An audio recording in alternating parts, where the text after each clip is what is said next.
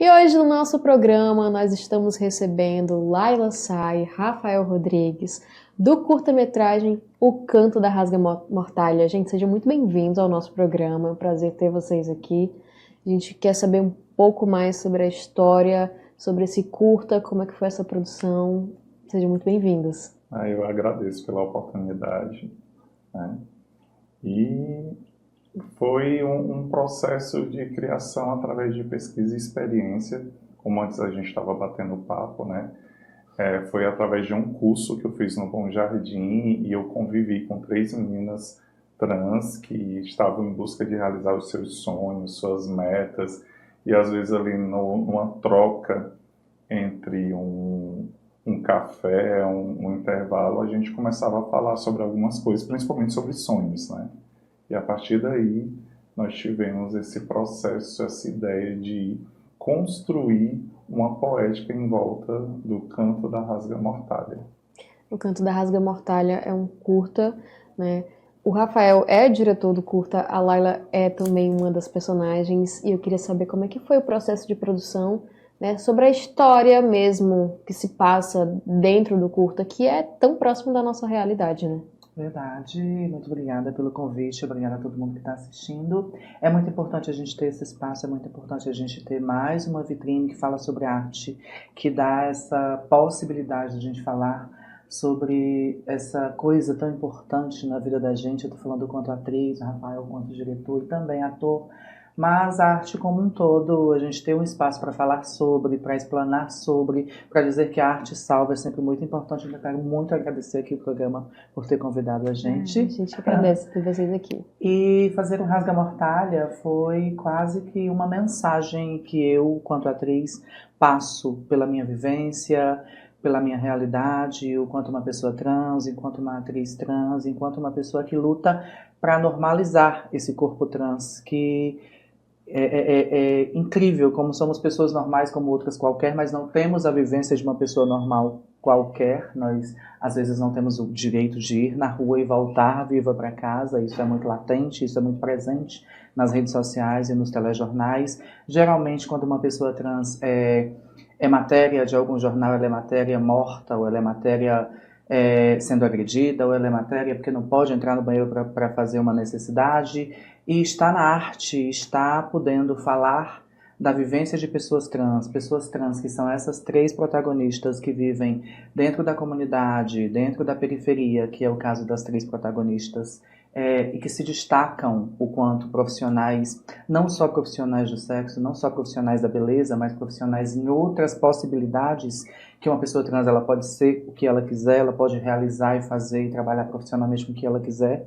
É a mensagem maior do filme. Além do filme falar muito de amor, falar muito de afeto umas com as outras, falar do cuidado, apesar de ter gatilhos que falam sobre violência doméstica, relacionamento tóxico, mas é um filme que fala muito sobre a vivência dessas meninas, dessas pessoas em meio à sociedade, existindo como qualquer outra pessoa. Então, eu acho que essa mensagem é a mais gostosa do filme, assim, de mostrar para as pessoas que nós estamos inseridos na sociedade e por isso exigimos respeito, exigimos trabalho, exigimos políticas públicas. Acho que o filme, de uma certa forma, não vai para esse viés, mas a mensagem que rodeia o filme é exatamente essa. Assim, essas pessoas existem e elas precisam ser amparadas e acolhidas. Mais ou menos isso.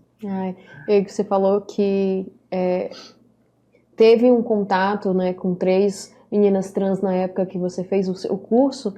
Isso te inspirou, poderia dizer que essa convivência te inspirou no processo de criação de Rasga-Mortalha?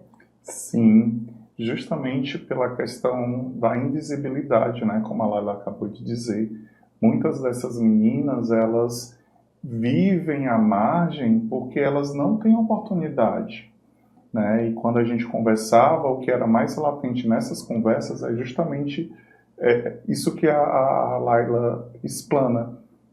Ter oportunidade de viver os sonhos, sabe? De ser o que elas querem ser, de não ter um rótulo, não ter um limite, não ter ali alguém apontando o que pode e o que não pode ser feito, né? Então, a partir dessas conversas, a partir desses momentos de troca, eu percebi assim, gente, a gente precisa dar voz a essas histórias, sabe? E eu escrevi o roteiro e quando eu apresentei no primeiro pitch, disseram assim para mim, essa história é desinteressante, né? E aquilo eu percebi o quê? É a voz patriarcal da sociedade mandando a gente calar essas vozes, eu não vou calar. E aí eu continuei me esmerando no projeto, continuei sonhando, e o projeto seria só com 5 atores, né? Sendo que eu disse, vão ser 3 mulheres trans que vão fazer as personagens. E aí diziam assim, não, deixa só uma, é muito complicado. Eu disse assim, não, são 3 e as 3 vão falar. E eu persisti muito e foram 3 anos sonhando, trabalhando, alimentando, gestando esse roteiro para que se tornasse essa história. E foi a partir daí que a gente conseguiu o apoio da Lei Paulo Gustavo para o audiovisual. Eu não ia me inscrever porque eu achava que não ia dar certo. Disseram assim, vai Rafa, coloca. E fui, né? Com a cara, como a gente diz aqui no Ceará, com a cara e a coragem e um sonho. E fomos aprovados e conseguimos transformar, que seriam 5 atrizes. Eu tinha colocado ali em média alguns amigos para ajudar na parte técnica, seriam umas 6 pessoas no máximo. Se tornou um projeto grande, assim, que são 16 pessoas no elenco, são 14 pessoas na técnica, mas fora as outras que ajudaram, assim, e o projeto ele se tornou não só um sonho meu, mas foi um sonho compartilhado e vozes. A gente acrescentou um personagem de um aluno que fez um curso, que eu também faço parte, que é o Enfoco Periférico, que é a preparação de artistas da periferia para o audiovisual, para o humor, e o Daniel, que é um aluno surdo, participou e eu escrevi um papel para um ator surdo no filme. Que legal. A gente vai aproveitar para ver um pouquinho dessas cenas do Canto da Rasga Mortalha. A gente já volta comentando mais um pouco sobre essa obra-prima.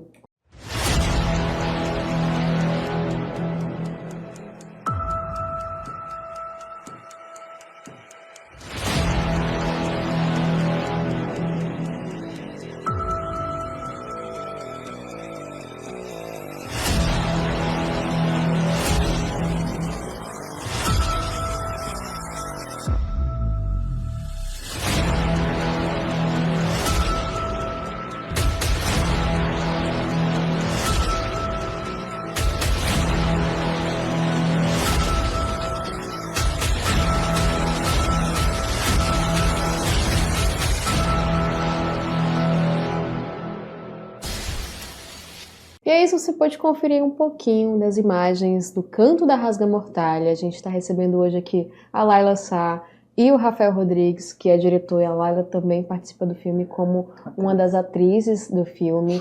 E a gente estava conversando sobre como o filme ele veio sendo produzido até sem tantos apoios, né, no início. Sim. E hoje em dia você identifica, percebe que ele pode ser também uma forma de comunicar para as pessoas trans ao terem contato com a obra de vocês, como algo que fortaleça? Sim, eu acredito muito que as meninas que estão aí do outro lado, os meninos, que às vezes têm medo de viver as suas identidades, viver a sua essência, precisando às vezes se esconder por muito tempo, tentando caber dentro de um padrão social. O nosso maior intuito é que eles tenham como representatividade essas mulheres, sabe? Que elas vivem todas as suas dores, mas elas sempre acreditam nos sonhos. Eu acredito que essa é a mensagem principal, não só para as pessoas trans, mas para os familiares, para os pais, para as mães. Você que é de escola, eu sou professor, acolha os seus alunos, acolha os seus filhos, os seus amigos, os seus irmãos, porque assim como a coruja rasga mortalha, ela, na voz dela, traz essa sensação que eu fui criado num sítio pela minha avó. Passava a minha avó gritava, viva os noivos, né? Por causa do agouro. E muitos no interior matavam essas corujas com medo desses agouros. E é isso que a gente representa através dessa metáfora.